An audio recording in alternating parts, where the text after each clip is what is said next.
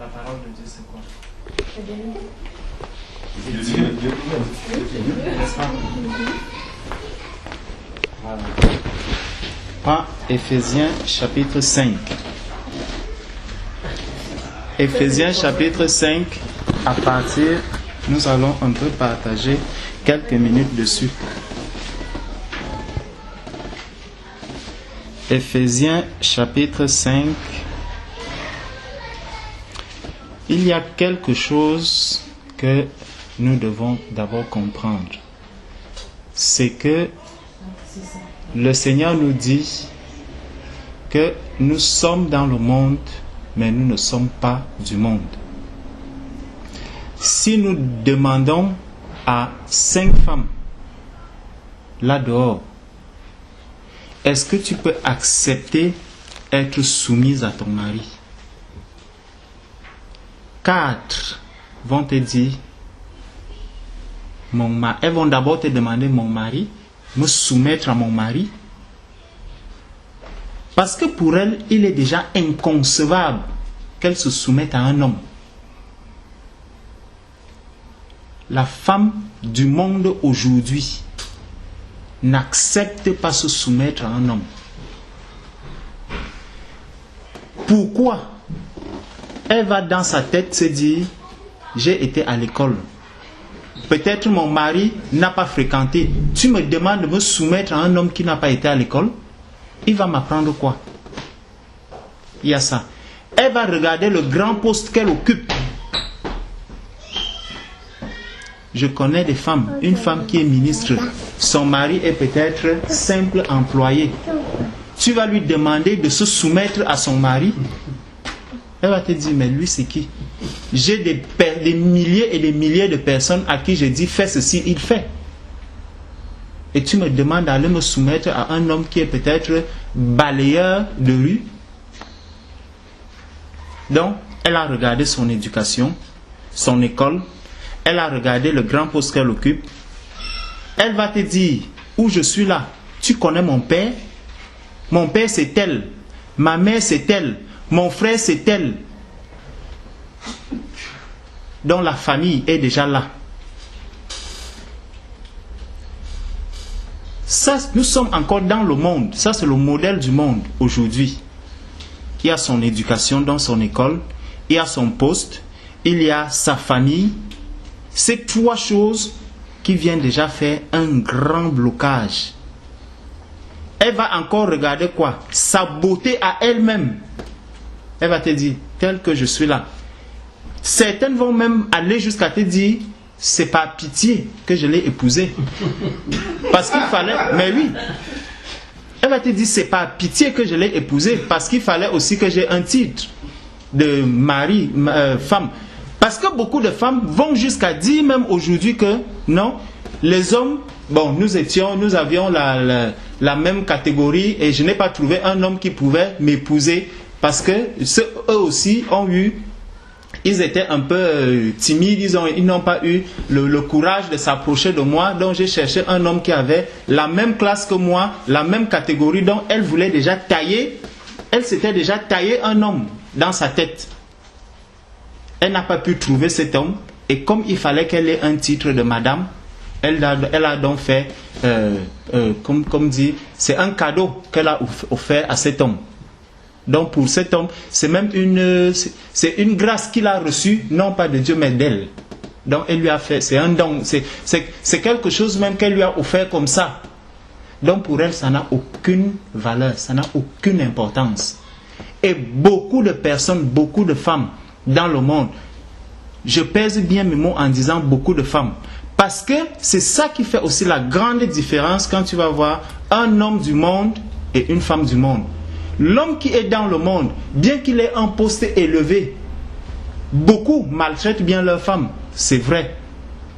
Mais une bonne partie a quand même une certaine retenue en se disant non, ma femme quand même, bon, je peux faire des choses à l'extérieur, je peux faire ceci, mais j'ai quand même une certaine retenue. Je dis bien du monde.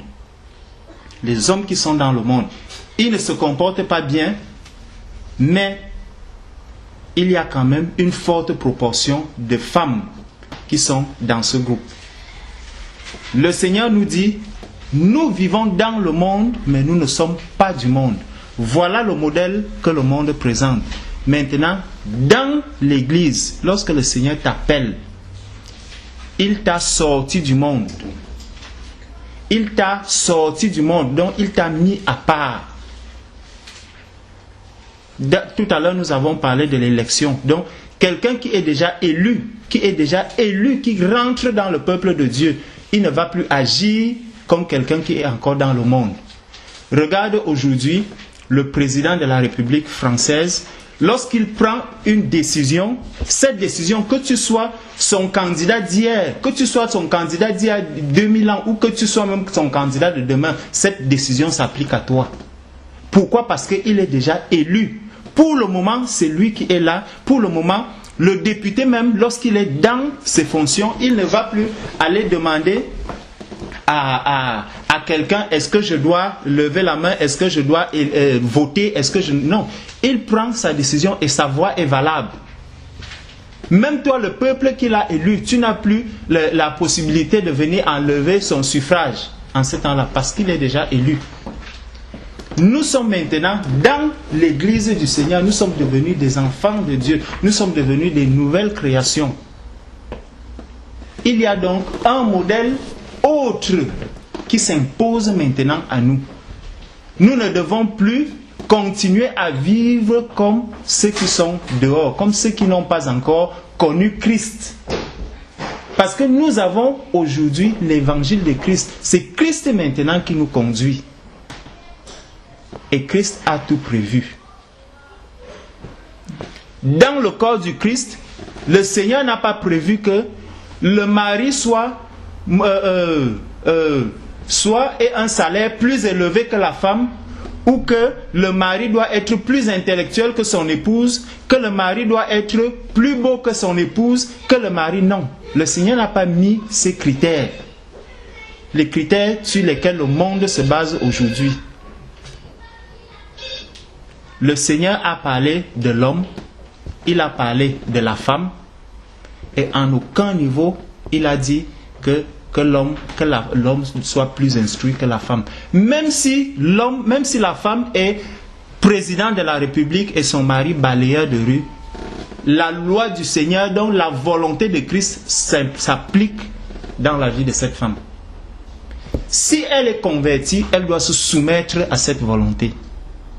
Que tu aies bac plus 10 000 et ton mari n'a que le CEP, tu dois te soumettre à la volonté de Dieu. Ça, c'est le modèle de Christ. Et si nous voulons suivre Christ, tel que Satan agit dans les détails, cherche les failles, Christ aussi regarde ces détails. Christ ne néglige pas les détails. Nous avons dit, le Seigneur nous le dit, celui qui m'aime, c'est celui qui garde mes commandements. Celui qui m'aime, c'est celui qui garde mes commandements. Je ne peux pas dire que j'aime Christ, j'accepte une partie des commandements et une autre, je la rejette. Ce n'est pas possible. Soit j'accepte toute la parole de Dieu, c'est pour ça que j'ai commencé en te demandant que ceci c'est quoi? Tu as dit toi-même, c'est la vérité, c'est la parole, c'est Dieu. Jean 1:1, c'est Dieu, ça c'est Dieu. Donc lorsque j'ouvre là, je vois, au commencement était la parole était avec Dieu, la parole était Dieu. Je m'arrête. Je sais que ça c'est le modèle de Dieu. Tout ce qui est écrit à l'intérieur, je le prends. Et je fais cela un modèle de vie pour moi. Moi qui suis devenu enfant de Dieu. Je sais que ce message, beaucoup de personnes n'aiment pas souvent l'entendre. Nous-mêmes, ça fait mal à notre chair, mais c'est la vérité. Je ne vais pas aller très loin. Juste Ephésiens 5, commençons au verset 22, qui nous dit: Femmes, soyez soumises à vos maris comme au Seigneur. Femmes, soyez soumises à vos maris comme au Seigneur. Le Seigneur compare qui, il dit bien, à vos maris comme vous l'êtes au Seigneur. Femmes, soyez soumises. Il n'a plus catégorisé les femmes. Il n'a plus dit femmes intellectuelles, femmes moins intellectuelles, femmes docteurs, femmes ceci, femmes cela. Non, il a dit femmes. Femmes avec un F majuscule. Soyez soumises à vos maris comme au Seigneur. Donc, dès que tu as un mari, tu dois te soumettre à ce mari. C'est la parole de Dieu, c'est la volonté de Dieu. Comme à qui? Comme au Seigneur. Donc, si je me soumets au Seigneur, tel que je me soumets au Seigneur, si le Seigneur m'a dit, je ne dois pas commettre l'adultère, un adultère spirituel, donc l'idolâtrie, je ne dois pas avoir des idoles, je ne dois pas faire ceci. Est-ce qu'il serait pour moi normal que je vois mon mari et puis je me mets encore à regarder, par exemple, à accorder une soumission à ma propre famille? Tu n'es plus dans la volonté de Dieu. Il a dit, soyez soumises à qui? À votre mari, comme au Seigneur. Même la famille vient à côté en ce temps-là. La famille vient après. Femmes, soyez soumises à vos maris, comme au Seigneur. Je ne sais pas si dans cette Bible où tu as dit que c'est la vérité, c'est la parole de Dieu, il est écrit, femme, sois soumise à tes parents, comme au Seigneur. Non. Là, il parlait d'enfants. Obéissez. Il a dit obéissez. Le Seigneur a dit enfants, obéissez. Donc si je suis un enfant, je dois obéir à mes parents. Et là, il a donné une promesse. Ici, il dit, sois soumise à ton mari, comme au Seigneur. Et le Seigneur va encore dire que si tu ne renies même qui? Ta famille. Il faut renier déjà, il faut renier sa famille. À un moment, le Seigneur le dit. Mais nulle part il n'a dit, femme, renie ton mari. Maintenant, si ton mari veut t'amener en dehors de la volonté de Dieu, là c'est autre chose. Tant que tu es encore dans la volonté de Dieu, tu as un mari converti, ta femme est convertie, ce qui est ton cas, et c'est pour cela que je vais juste m'arrêter à ce cas. Tu dois te soumettre à ton mari, comme tu te soumets au Seigneur. Si tu estimes que non, le Seigneur va me dire, fais ceci, et moi, si moi je trouve que je ne dois pas le faire, ma soeur, tu es dans la désobéissance. Tu as désobéi au Seigneur. Et je vais te montrer ça plus tard. Tu as désobéi au Seigneur. Parce que c'est la volonté de Dieu que tu sois soumise à cet homme. Si tu le méprises, ma soeur, tu es dans la désobéissance vis-à-vis du Seigneur. Si tu insultes ton mari, tu es dans le péché. Tu parles mal à ton mari, tu es dans le péché. Tu regardes mal ton mari, tu es dans le péché. Ça, c'est la volonté de Dieu. Ça, c'est le commandement. C'est un commandement pour le Seigneur. Il n'a pas dit, ce n'est pas une exhortation. Il dit, soyez soumises à vos maris comme au Seigneur. Car le mari est qui? Le chef de la femme. Si tu acceptes le mariage, ma soeur, tu t'es mis un autre chef devant toi. Si tu ne veux pas avoir un homme, ton mari comme chef, tu n'acceptes pas le mariage, tu n'acceptes qu'un seul Seigneur, Jésus-Christ. Là, tu as Jésus-Christ devant toi et tu as Dieu, tu n'as pas un homme. Mais si tu acceptes le mariage, tu as déjà placé quelqu'un au-dessus de toi. Car le mari est le chef de la femme, comme Christ est le chef de l'Église. Il a mis qui? La femme, qui est qui? Sous l'homme. Et il dit Christ est le chef de l'Église. Directement. Tu vois un peu à quoi le Seigneur compare le mariage? La relation entre le mari et la femme, le Seigneur la compare à la relation que Christ a avec l'Église. Nous avons souvent tendance à négliger cet aspect. Mais c'est quelque chose de très très important.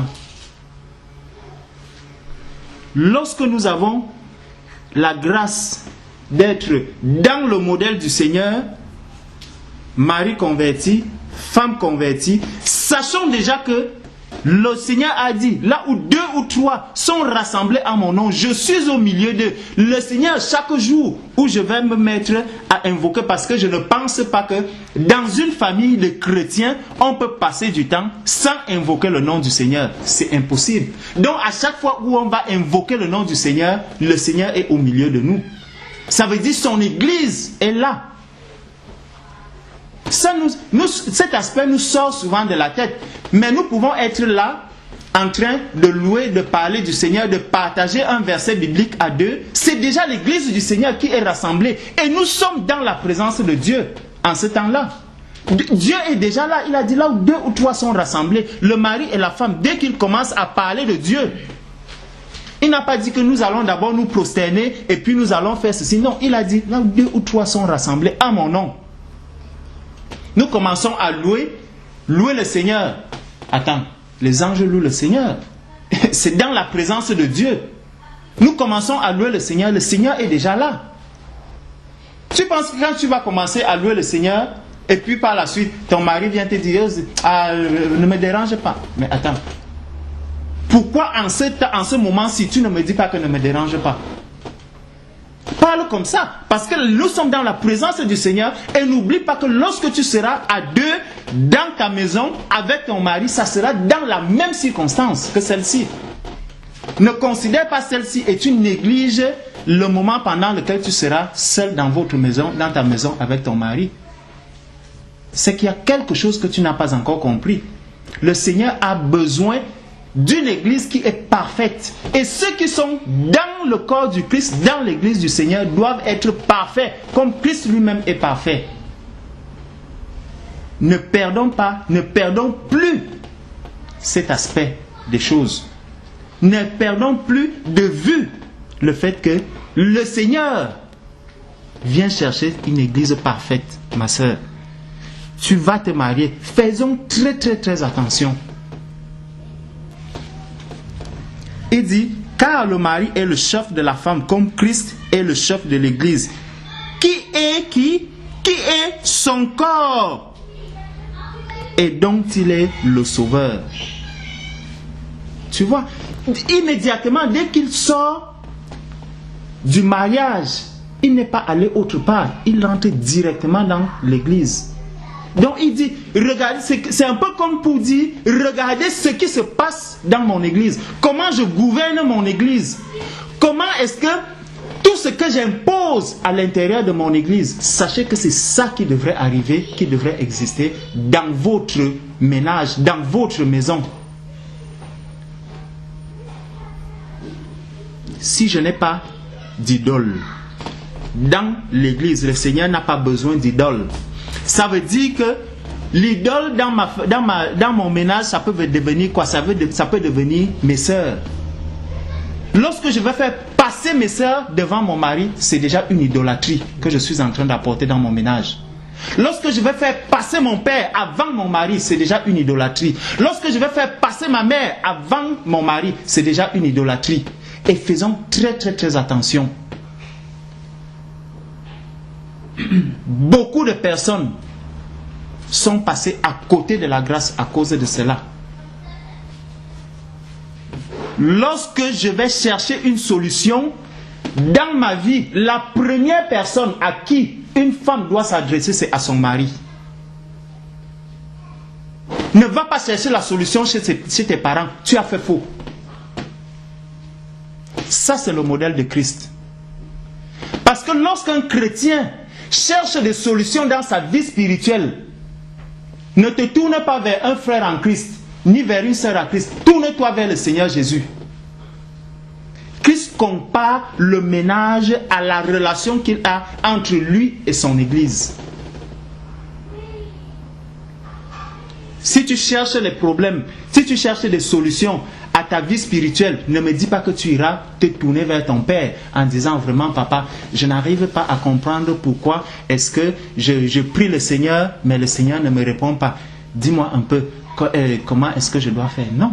Tu vas continuer à t'agenouiller en te disant, Seigneur Jésus, je t'en supplie, dis-moi, révèle-moi s'il y a quelque chose qui ne va pas dans ma vie, révèle-le-moi. C'est la même chose que tu dois faire avec ton mari. S'il y a quelque chose, tourne-toi vers ton mari. Si tu apportes une troisième personne, c'est une idole que tu es en train d'introduire dans ton ménage, ma soeur. Que quelqu'un ne te trompe pas. Si tu parles même de ces histoires à tes amis, c'est une idole que tu apportes déjà à l'intérieur. Le Seigneur a dit que tu ne te feras aucune idole. Beaucoup d'idoles sont entrées dans les ménages aujourd'hui.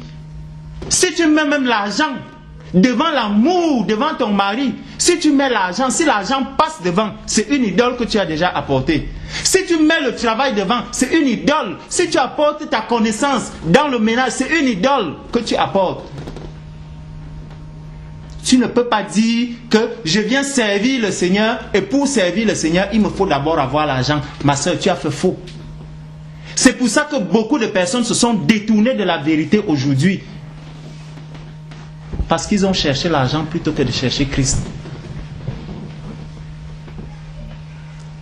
Il faut toujours avoir en tête cette relation. Christ et son Église, mon mari et moi. Christ et son Église, mon mari et moi. Si j'ai besoin de quelque chose en tant qu'enfant de Dieu, à qui je dois me tourner? À l'Église. Dans mon ménage, s'il y a un problème, à qui je dois me tourner? Première personne, à mon mari. Toute ma famille, non. Maintenant, si mon mari, parce que Christ a mis quoi? Christ a créé, il a mis les apôtres, il a mis ceci, il a mis ceci, il a dit pour faire quoi? Pour le perfectionnement. Il n'a pas dit que c'est pour votre salut. Ce n'est pas ces personnes qui vous donnent le salut. Les apôtres ne te donnent pas le salut, ma soeur. Aucun apôtre n'est mort à la croix pour toi. Aucun. Christ, c'est lui qui est mort à la croix. C'est lui qui nous donne le salut. Mais le Seigneur a mis toutes ces personnes pour faire quoi? Pour nous encadrer, pour nous amener à la perfection. Donc lorsque tu viendras voir le Seigneur va donner une parole. Tout à l'heure, le frère a dit quoi? Il a dit que je me posais des questions et lorsque je suis arrivé, j'ai entendu une parole qui m'a éclairé. J'ai entendu une parole qui a répondu à mes attentes et aux questions que je me posais. Voilà comment Christ agit. Voilà comment le Seigneur agit dans son Église. De la même manière, lorsque tu iras voir ton mari, ensemble, ton mari va te dire, bon, je pense que ton père a beaucoup d'expérience dans ce domaine. Je pense que ta mère a beaucoup d'expérience dans ce domaine. Tournons-nous vers elle. Vous aurez prié, vous allez prier, et puis, avec la sagesse que le Seigneur va vous donner, vous allez peut-être vous diriger vers vos parents pour qu'ils vous montrent comment est-ce que vous devez faire, comment vous devez faire ceci, comment vous devez faire cela. Mais pas que un problème se pose dans votre ménage, c'est maintenant ton père ou ta mère qui appelle ton mari. Mais Fanuela m'a dit que ceci, cela, est-ce que... Non, ma soeur, tu as fait faux. Tu as fait faux. Et ça peut amener quoi? Ça peut amener ton mari à bloquer. Et il va dire, non, je n'accepte pas. Ça n'entre pas dans ma famille. Ça ne vient pas ici. Quand il va te dire ça, tu vas dire quoi? Tu vas dire qu'il ne t'aime pas, mais c'est faux, ma soeur. Examine la voie que tu as d'abord empruntée. Examine la voie que tu as empruntée. Tout à l'heure, on parlait du cas de Moïse. Moïse qui n'est pas entré dans la terre promise. À cause de quoi? À cause du peuple. Ce peuple viendra faire quoi à l'intérieur de ton ménage? Ce peuple peut amener ton mari à bloquer. Ce peuple peut amener ton mari à ne pas faire vraiment ce qui doit être juste. pour votre ménage.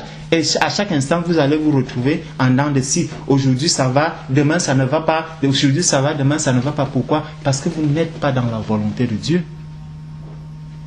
Si nous restons dans la volonté de Dieu, il ne peut pas avoir de problème dans le ménage. Si nous restons dans cette hiérarchie que le Seigneur a établie, nous ne pourrons pas avoir de problème dans nos ménages. Mais si le ménage aujourd'hui est détruit, c'est parce qu'il y a énormément d'idoles qui se retrouvent à l'intérieur. Il y a énormément d'idoles. Chacun pense être converti de son côté. C'est une sœur qui l'avait dit. Le mari est converti, la femme est convertie, mais le couple même n'est pas converti. Ma sœur, on est où là? Si je suis converti, mon épouse est convertie, il faut que notre couple soit converti. Nos enfants, qu'est-ce qu'ils vont voir? Quand nos enfants nous verront toujours tirailler à gauche, à droite, le père, lorsqu'il parle à la maman, ça n'a pas de sens. Oh, ne me dérange pas. Des paroles qui n'ont pas de sens. On ne voit plus l'Esprit de Dieu. Mais quand on se retrouve entre assemblées, oui, il y a le beau foulard, il y a un vêtement qui couvre, elle est habillée de manière digne. Mais non, ça c'est l'apparence de la piété. Alors qu'intérieurement, je ne suis pas pieux. Le Seigneur a dit, on reconnaîtra. Ton mari d'abord doit reconnaître.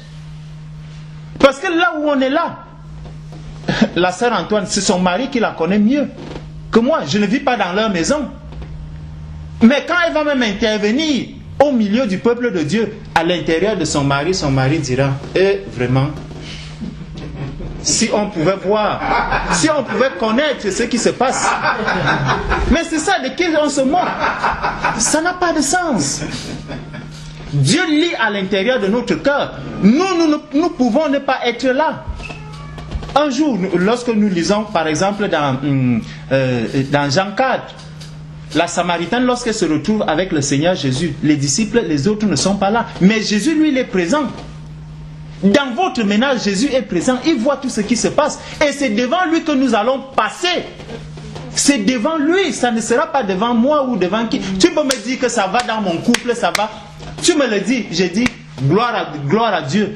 Mais si vraiment à l'intérieur du cœur de ton mari, il sait que vraiment ce que la sœur est en train de dire là, elle est en train de se moquer. Ma sœur, lorsque l'enlèvement arrivera et que tu resteras, tu vas reprocher qui?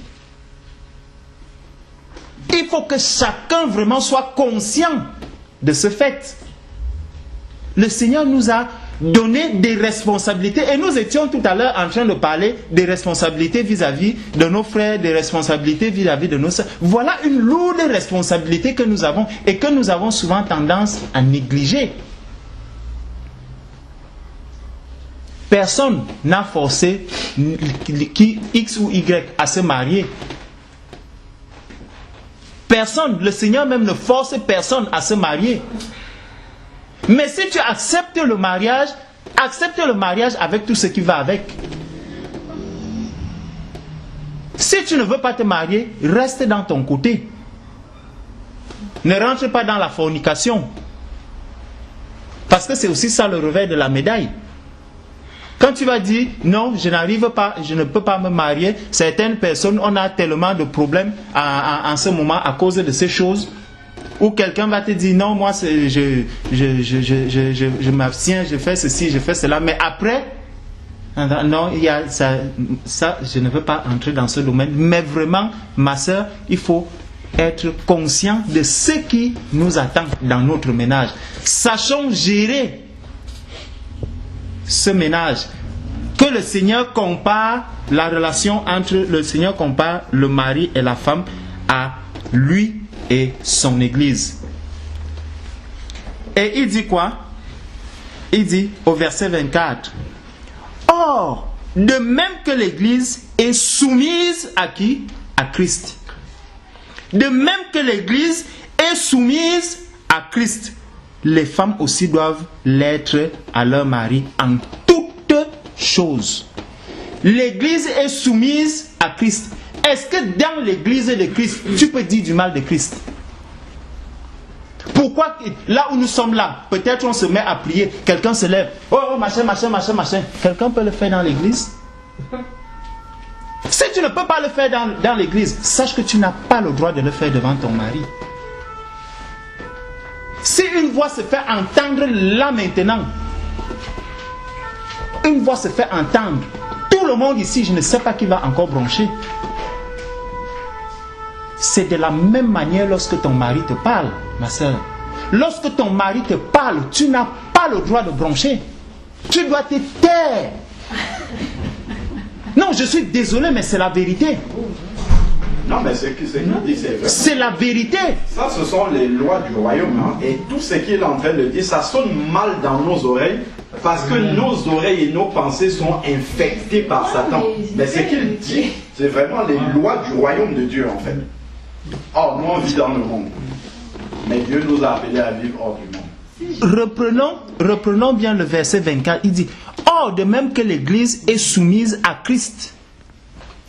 Or, il dit, or, de même que l'Église est soumise à Christ, les femmes aussi doivent l'être à leur mari en toutes choses. Et c'est pour ça que j'ai dit, lorsque ton mari te parle, ma soeur, tu ne dois pas dire mot.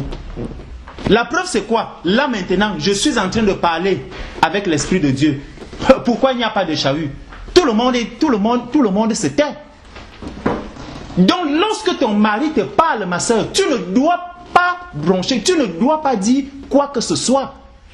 Je vois souvent, lorsque le Seigneur a fini de parler, la preuve vendredi, nous étions à la veillée.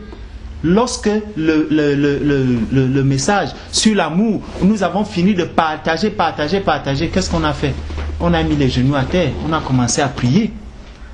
On a prié, on demandait pardon au Seigneur. Mais lorsque ton mari va te parler en te disant, ce que tu fais, ce n'est pas vrai, ce que tu fais, ce n'est pas bien, je ne veux pas que tu fasses ceci. Ah, tu es qui? Ma soeur, regardez exactement la soumission dans le cadre Christ et l'Église. Et il y avait une dame, le témoignage d'une dame, je ne sais pas, c'était madame qui disait que il y a une dame, c'est la sœur Jacqueline qui nous avait montré, Ouattara. Que quand bien même on vient, on la gifle, on fait ceci, elle dit vraiment, c'est par amour. C'est par amour qu'il me gifle. Même le Seigneur, lorsqu'il nous châtie pourquoi? Il nous châtie par amour, ma soeur. Le Seigneur châtie ceux qui aiment. Lorsque ton mari va te gronder en te disant, mais arrête-moi ça, qu'est-ce que tu es en train de faire? Je t'ai déjà demandé de ne pas faire ceci. Tu vas dire, tu grondes qui? Je suis ton enfant. Ma soeur, c'est que tu n'as rien compris. Ton mari doit te châtier par amour. Le châtiment du mari doit être un châtiment plein d'amour. Et lorsque tu vas te soumettre à tous ces détails, ma soeur, tu verras comment le Seigneur va t'utiliser. Amen. Tu verras comment la lumière du Seigneur va agir dans ta propre vie. Parce qu'il verra la volonté. Il verra que tu as un cœur vraiment qui veut le suivre. Pourquoi? Parce que tu as compris ce qu'il y a dans sa parole et c'est sa parole que tu cherches à appliquer. C'est pour ça que je t'ai encore dit, le Seigneur dit, celui qui m'aime, c'est celui qui garde mes commandements. Et je te dis, dans toute chose, prends seulement modèle Christ-Église, mon mari et moi. Si je peux parler mal de Christ, c'est que je peux aussi parler mal de mon mari. Si je peux insulter Christ, c'est que je peux aussi insulter mon mari. Si je peux blasphémer, c'est que je peux aussi blasphémer mon mari. C'est que je peux aussi tout dire, tout faire à mon mari. Mais si j'ai du respect pour Christ, je dois avoir du respect pour mon mari. Marie, aimez vos femmes. Marie, aimez vos femmes comme Christ a aimé l'Église. Et c'est fait quoi? Et s'est livré lui-même pour elle. Le mari maintenant, à son tour, il doit faire quoi? Il doit manifester l'amour que Christ a pour son Église. Nous savons que avant qu'il n'y ait l'Église, qu'est-ce qui s'est passé? Christ est mort à la croix. Il est mort à la croix. Donc c'est normal que ton mari subisse des choses Pourquoi? Pour votre ménage. Lorsque les gens seront à l'extérieur en train de parler, de parler mal de son épouse ou de faire ceci, ton mari doit porter ça sur lui et dire, vous parlez de la femme de qui? Le Seigneur défend son église. Quand le Seigneur dit que il vient chercher une église parfaite, une église sans tache ni ride, mon épouse aussi ne doit pas porter de taches. Je ne devrais pas accepter qu'il y ait des taches sur mon épouse. Je ne devrais pas accepter qu'il y ait des rides sur mon épouse. Même si mon épouse est mal habillée, même si mon épouse est comment, que personne ne dise mot d'elle. Parce que c'est moi. C'est moi, c'est à moi de le lui dire. C'est à moi de lui dire, ma soeur, là où tu me vois là, c'est comme ça, comme ça, comme ça, comme ça. C'est comme ça, ça c'est le modèle de Christ. L'église appartient à Christ. Christ ne peut pas accepter. C'est pour ça qu'il dit, même à ses serviteurs, si mon serviteur est tombé, tu es qui pour venir parler de lui? Il tombe, c'est moi qui vais le relever. Si mon épouse fait quelque chose de mal, je suis le premier qui doit lui dire, mon épouse, il y a ça qui ne va pas. Et c'est ça. Parce que si maintenant le Seigneur parle à son serviteur ne l'écoute pas. Il parle encore, son serviteur ne l'écoute pas. Il parle encore, son serviteur ne l'écoute pas. Quelle est la conséquence? La puissance d'égarement arrive. Et c'est pour ça que nous voyons beaucoup de femmes aujourd'hui. Celle-là quitte ce ménage, elle quitte le ménage, elle va à un autre ménage, elle repart à l'autre. Déjà, le Seigneur n'accepte pas le divorce. Mais parce que toi-même, déjà en toi, tu n'arrives pas à intégrer la soumission, la puissance d'égarement arrive. Tu passes donc de divorce en divorce, divorce en divorce, divorce. C'est une puissance d'égarement, ma soeur. Ça, c'est que tu es déjà égaré. Tu n'es plus dans le modèle du Seigneur. La puissance d'égarement t'a déjà frappé. Comme un serviteur qui désobéit au Seigneur et à qui le Seigneur a averti, il avertit, mais il n'a pas voulu entendre la voix du Seigneur. Il a été frappé par cette puissance d'égarement.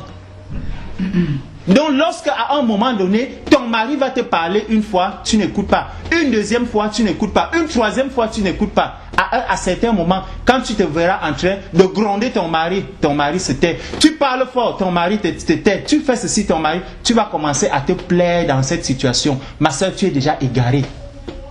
Tu es frappé par la puissance d'égarement, je t'assure. Tu vas continuer à dire, oui, je parle en langue, je fais ceci, je fais... Ma soeur, tu es égarée. Tu es égaré, tu n'es plus dans le modèle de Christ. C'est exactement comme ce serviteur qui a désobéi au Seigneur. Le Seigneur l'a averti une fois, deux fois, trois fois. Tu as été frappé. C'est fini. Le chemin va encore être long. Nous devons garder cela en esprit. Garder cela en esprit. C'est pour ça que ça m'amuse maintenant quand je vois... pas vraiment que ça m'amuse, mais je ne sais pas, certaines femmes se plaisent souvent à dire, oh moi je commande mon mari, hein. Ma soeur, tu es égaré. Tu es égaré. Tu te dis chrétienne, mais tu dis que je commande mon mari. Tu es égaré. Tu vas beau prier, tu vas faire ceci, oui, ceci, cela. Non, ma soeur, tu es égaré. Tu ne peux pas dire je désobéis à Christ, je fais ce que je veux, comme un serviteur de Dieu qui va dire, bon, moi je veux faire l'adultère, hein, je veux faire ceci, j'irai chercher des puissances chez le marabout, je vais faire ceci, je vais faire tout ce que je veux, mais je suis un enfant de Dieu. Tu n'es pas un enfant de Dieu, tu te trompes. Tu peux continuer à parler, tu peux même continuer à convertir des gens, amener des gens à la conversion, des gens qui sont vraiment touchés par l'évangile. Mais toi-même, tu n'es pas converti. Mais toi-même, tu es égaré. L'enlèvement arrive, tu ne peux pas être enlevé. Parce que tu es sorti de la volonté de Dieu. C'est la même chose dans le ménage. Si ton mari commence à te taire, ma soeur, commence à t'inquiéter. Commence à t'inquiéter. Que mais je parle, je gronde à la maison, mon mari ne dit rien. Je parle mal, mon mari ne dit rien. Il faut t'inquiéter. Il faut t'inquiéter sincèrement. Rentrer même en prière pour dire, Seigneur, vraiment, je te demande pardon pour ce que j'ai fait. Touche le cœur de mon mari. Parce que lorsque Christ rentre en colère contre un être humain, c'est très grave. Nous connaissons, nous avons lu, nous avons entendu. Exode 6, le peuple élu du Seigneur. Ma sœur, ce n'est pas pour autant qu'ils vont désobéir au Seigneur et le Seigneur continue à les sauver seuls. Tous, non. Non. Le Seigneur se tourne vers qui? Il se tourne vers les païens. Et ce n'est pas pour autant qu'il va retirer toutes les grâces qu'il leur a fait. Non, il ne va pas retirer toutes ces grâces. Ces grâces sont là. C'est un peuple, aujourd'hui, ils sont riches, ils sont tout ce qu'ils sont. Mais non. Ils ne sont pas dans le modèle du Seigneur. Et beaucoup vont périr à cause de cela. Donc faisons très attention. Marie, aimez vos femmes comme Christ a aimé l'Église et s'est livré lui-même pour elle, afin de la sanctifier par la parole. Le mari fait quoi? Afin de la sanctifier par la parole. Donc la sanctification vient de qui? Du mari, la parole du mari. De la sanctifier par la parole. Ma soeur, c'est très fort. Si tu ne te soumets pas à quelqu'un, si tu n'obéis pas à quelqu'un, comment penses-tu que sa parole peut te sanctifier? J'apporte une bonne parole dans la maison, mais à l'intérieur, quand je me retrouve tout seul, je commence à pleurer devant mon Seigneur, que Seigneur, regarde comment je suis humilié, cette femme que tu m'as donnée. Regarde comment je me fais insulter. Regarde comment je me fais maltraiter par cette femme. Tu crois vraiment que même quand il va apporter cette parole-là au milieu de vous, cette parole va te sanctifier? Non, ma soeur. Tu ne recevras pas ce que tu dois recevoir du Seigneur. Tu ne peux pas. Parce que c'est la parole de Dieu, c'est la volonté de Dieu. Le Seigneur veut que tu obéisses à cet homme. Peu importe comment il est. Qu'il soit bègue, qu'il soit aveugle, qu'il soit manchot, qu'il soit comment. Si c'est ton mari, ma soeur, tout ceci doit s'appliquer à lui. Tu n'as pas besoin de regarder quoi que ce soit. C'est ton mari, point. Un point. Le Seigneur n'a pas donné une autre condition ici. Il a dit le mari. Et il dit, afin de la sanctifier par la parole, après l'avoir purifiée par le baptême d'eau, afin de faire paraître devant lui cette église glorieuse, sans tache, ni ride, ni rien de semblable, mais sainte et irrépréhensible. Une église sainte et irrépréhensible. Ma sœur, tu dois te soumettre au moindre détail à ton mari, tant que cela reste dans la volonté de Dieu. Et je crois que en tant que marié à un converti, cet homme, lorsqu'il va chercher tout le temps la face du Seigneur, parce que l'Église fait quoi? L'Église aujourd'hui cherche la face du Seigneur. Nous cherchons chaque jour. C'est pour ça que nous prions tous les jours. Que Seigneur, révèle-nous quelle est ta volonté. Seigneur, nous cherchons ta face. S'il y a une quelconque tâche, vraiment, montre-nous. Est-ce que la femme aujourd'hui, la femme qui est convertie, peut vraiment se rapprocher de son mari avec ce cœur sincère? Parce que quand je me mets à genoux, je me rappelle, voici un témoignage qui nous est sorti en disant que Patrick qui était hier, ce n'est plus le même Patrick aujourd'hui. Est-ce que ton mari peut vraiment dire que celle qui était là hier, quand je la vois aujourd'hui, je suis étonné. Je suis étonné. Parce que quand quelqu'un va arriver de l'extérieur, il devra dire, waouh, mais cette femme, elle a changé. Hein? Et que ton mari même atteste ce changement. Il faut que ton mari l'atteste. Il faut qu'il voie véritablement le changement. Que lorsque tu auras entendu la parole de Dieu, que cette parole vraiment te touche et qu'elle te transforme. Nous devons paraître devant Dieu irrépréhensible. Faudrait pas que la faute, l'échec dans le ménage retombe sur moi qui suis une femme. Non, la faute doit retomber sur le chef de la maison. Qu'elle retombe, si vraiment dans notre maison, nous ne sommes pas dans l'obéissance, que ce soit à cause de mon mari, mais que moi je reste dans la soumission au Seigneur. Que j'exhorte de temps en temps mon mari. Et exhorter ne veut pas dire commander, ne veut pas dire donner des ordres. Ça, il faut bien aussi l'intégrer. Le Seigneur dit quoi? Que la femme se taise pendant qu'on enseigne. Donc, il y a, mes soeurs, je vous assure, le sujet sur le mariage, c'est un domaine vraiment très, très important devant le Seigneur. Parce que dès lors que nous sachons, nous savons ce que nous faisons avec notre Seigneur. Si je prie, je dis Seigneur, enlève de moi vraiment l'esprit de convoitise.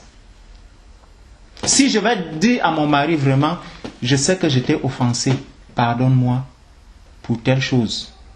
Pardonne-moi parce que j'étais mal parlé. Il ne faudrait pas que demain j'arrive encore. Non. C'est que je suis déjà en train de me moquer de lui. On ne se moque pas de Dieu. Soyons conscients, venons au Seigneur avec un cœur sincère. De la même manière, lorsque je me présente devant mon mari, je dois être sincère lorsque je parle à mon mari. N'amenons pas les idoles dans notre ménage. Ça va entacher beaucoup de choses et nous risquons de sortir de la volonté de Dieu. Vraiment, que le Seigneur bénisse tous ceux qui ont entendu cette parole. Moi-même en premier. Amen. Amen. Amen. Parce que nous on nous dit soumission, mais nous de notre côté, comme disait le frère, c'est que nous de notre côté on nous dit mais il faut aimer votre femme comme Jésus a aimé l'église et Jésus-Christ pour l'église il est parti, il s'est sacrifié. Donc en sorte on nous dit soyez prêts à vous sacrifier vraiment pour votre femme. Donc d'un autre côté vous avez la beauté, la pureté de la soumission. Et nous, on a tout sacerdoce de, comme il disait, de vous protéger, de vous laver, de s'il y a quelque chose, d'apporter la sécurité. Donc, il ne faut pas mettre la soumission, de donner le sens que les féministes, là, à l'heure actuelle, ils veulent donner ça aux femmes. C'est quelque chose de très beau, en fait. Moi, je me rappelle parce que normalement, D'abord, pour choisir Ève, il a endormi Adam. Donc, Adam n'a pas été là pour dire moi, je veux une femme grande, petite, brune ou non. Aucun critère humain. C'est Dieu qui a totalement choisi. Donc, de la même manière pour le choix du conjoint, quand on est déjà chrétien avant, parce qu'après, ça peut être dans d'autres conditions, on se convertit après, mais quand on est déjà chrétien avant, ça doit être le résultat de la prière où Dieu a tout conduit sans qu'il n'y ait aucun critère humain. Où il a fait l'école, où il a bac plus 22, où il est de telle façon. Aucun de tous ces critères-là ne doit entrer là. Ça doit simplement être que Dieu m'a montré que ça c'est mon mari. J'ai cette conviction-là. Donc, si déjà tu es dans cet état d'esprit, tu ne vas pas voir le péché en lui. Tu vas voir Christ en lui. Première chose. Deuxième chose, tu demandais, il doit commander, donc ça veut dire qu'on est commandé. Bon. Est-ce que Christ commande l'église ou pas? Bah oui. Donc le mari te commande. Donc, voilà. Et il te commande vraiment. Et il y a quelque chose qu'on a lu là, les versets que le frère a lu. Il dit que la femme doit être soumise au mari, non pas n'importe comment, mais comme tu l'es à Christ. Si tu désobéis à ton mari, la parole de Dieu dit que c'est à Christ que tu désobéis. C'est une évidence. Moi, aujourd'hui, je dirais à une sœur chrétienne, il vaut mieux passer plus de temps à prier avant de te marier que d'aller prendre une charge qui va t'entraîner dans le péché. C'est très lourd. C'est pas pour faire peur. Mais ça, ce sont des péchés cachés qu'on ne voit pas. Pourtant, c'est dans la parole. Il n'y a personne sur la terre, dans la parole, à qui le Seigneur dit « Sois soumise à lui comme à moi ». Si il ne fait pas la volonté de Dieu, c'est sa responsabilité devant Dieu. Ce n'est pas à toi de lui mettre cette responsabilité. Tu comprends ce que je veux dire? S'il n'est pas parfait comme Christ, c'est sa responsabilité avec Christ. Mais ça ne t'empêche pas de lui être soumis comme à Christ. Il n'a pas dit à peu près comme, il dit comme à lui-même. C'est-à-dire que je peux abuser de ces mots-là. C'est comme si ton mari, c'est ton Dieu, en fait. C'est ce que la parole dit. Hein. C'est un peu fort de dire ça. Parce que Christ, il n'a dit ça à personne. Que voilà, sois soumise à telle personne Même aux autorités, il dit soyez soumis aux autorités. Mais pas comme à Christ. C'est pas pareil. Mais le mari, en fait, c'est le représentant de Christ pour toi. Aussi imparfait qu'il soit, c'est le représentant de Christ. Ouais, je crois même. C'est à prendre ou à laisser. À se marier ou à rejeter. Tu vois, c'est ça, en fait, la règle du royaume de Dieu. De la même manière, Christ, est-ce que Christ nous a forcés pour devenir ses enfants? Pas du tout.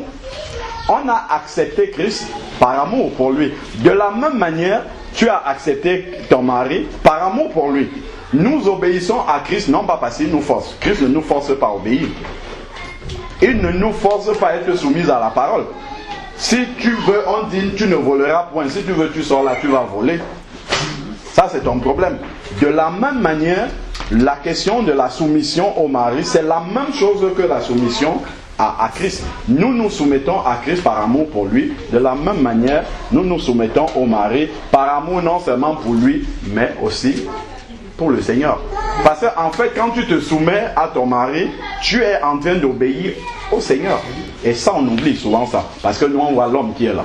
Tu penses que en fait, tu te soumets à l'homme qui est là devant toi, alors qu'en réalité, tu es en train de te soumettre à Christ. Il faut prier pour avoir cette grâce-là, d'être dans la volonté de Dieu. Moi, je comprends d'où vient le problème. Le problème, il est depuis le jardin d'Éden et Satan, c'est tout. C'est aussi simple que ça. C'est depuis le jardin d'Éden jusqu'aujourd'hui. C'est pas étonnant qu'on voit ça. C'est depuis le jardin d'Éden, ça a commencé jusqu'à présent, et maintenant qu'on est dans la fin des temps, le travail du malin est amplifié par des millions et des millions. Au point où quand on lit seulement la parole de Dieu, ça fait grincer les dents déjà, alors que c'est la parole de Dieu. Comme le frère dit, on ne peut pas accepter une partie et rejeter l'autre partie. On doit pouvoir accepter, comme nous acceptons que Christ est mort pour nous et c'est notre sauveur, de la même manière, on doit pouvoir accepter que si Christ a dit ça, c'est que c'est ce qui est bien pour nous. Une question. La femme, elle a beaucoup de choses à respecter, mais l'homme n'a pas à respecter. Non, attends, tu as suivi ce que le frère, je crois que c'est le frère qui disait que le commandement pour l'homme, c'est beaucoup plus lourd. Parce que si le foyer va mal, c'est lui le premier responsable, déjà. C'est lui qui porte la responsabilité. Aimer comme Christ a aimé, ça veut dire que c'est lui qui sera dans le sacrifice. Le sacrifice complet. S'oublier soi-même, comme Christ est mort à la croix là. En fait, si tu es un vrai mari chrétien, c'est l'esprit du sacrifice complet pour que les choses aillent bien. Et c'est le sacrifice sur ta propre personne. Hein. C'est pas le sacrifice juste d'argent, tout ça. Ça, c'est facile, ça. C'est le sacrifice sur ta propre personne. Ton propre orgueil et tout ça. Hein. Ce qui veut dire, quand tu vas te marier, tu vas comprendre beaucoup plus. Parce que tu as enlevé, hein. Ah, que Dieu t'entende. Non, je disais que c'est comme...